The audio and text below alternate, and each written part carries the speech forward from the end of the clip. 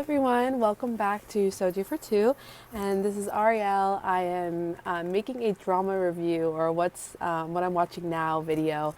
That's probably the first one I've made in like a year and a half, and I would definitely like to in another video get into why I haven't been watching dramas and sort of my feelings about a lot of dramas recently. But maybe I won't in this one.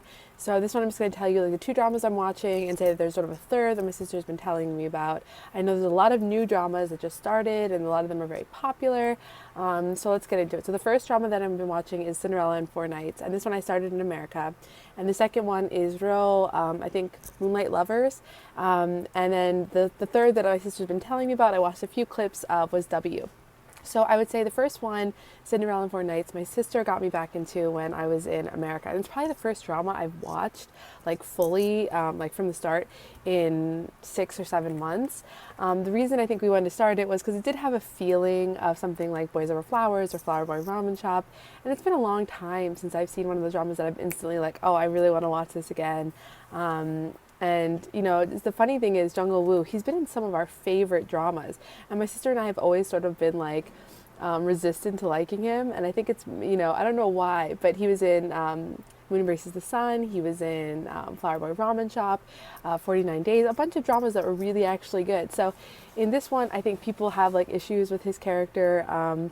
They're definitely loving the other lead, which I think is falling into the second lead, who is in Blood, recently married Go Hae-sun, which I think is really famous. But the female lead, I actually really like her. And I think from the beginning, I liked her because she was a stronger character than a lot of our females, and especially a lot less annoying than like Go Hae-sun's character in Boys Over Flowers. So I wasn't like instantly like, okay, I can't deal with her her acting in this drama. So I think that there's some really funny moments to this one, and it has a lot of like a lot more realistic ish moments than I think a lot of the other big dramas. It has a similar feeling, like they're very super rich guys and there's this crazy like plot about her family, but I would say that the character interactions do feel more genuine, sort of more like authentic than a lot of other dramas recently have. And I think that is definitely refreshing to see. Like, she's not just like instantly swooning at them. There have been some funny, sort of unexpected moments. We have a lot of kisses so far, and in spoiler, at the end of episode 4, we actually had some like sort of natural-ish kisses that felt like very realistic, which was, you know, exciting to see. Not like actually, there's sort of a parallel because the one kiss was really frozen, and then the other one was actually really cute. So there's a lot of I don't know, I feel like there's a dichotomy for me with like dramas recently and like them being something reasonable as opposed to just like complete fantasy. But this one I think is very cute, and there's a lot of good moments in it. I'm excited to sort of see where it goes, and so far I'm definitely enjoying watching it.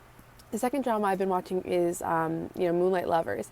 And this one is sort of, the plot is a time slip. So you have IU, who's coming from the present, to Goryeo. And if you know a little bit about Korean history, so the present Korean history, then you have Japanese occupation, you have Joseon, which is the dynasty which most period pieces are sort of set in.